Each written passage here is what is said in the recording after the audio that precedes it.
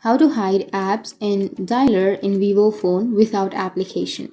So if you want to hide apps in Vivo phone without the application or without using the third party application, then there is a way. You need to open up your settings on your Vivo device.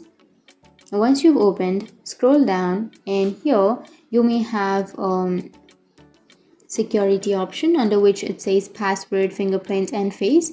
Tap on the security, and under your security you can simply go for privacy and app encryption. Tap on that, and here you need to verify with your fingerprint or you can use your password. And once you're here, you will have app hiding option. Tap on app hiding, and from here you can tap on how and when to hide apps. So you can simply turn that on. And once you turn that on, now here you will have your application. So you can simply choose the application that you would like to hide, and then you can hide your particular app. So that's how you can hide your apps in your Vivo phone without any third-party application. And if you have any questions, feel free to comment below. Thanks for watching.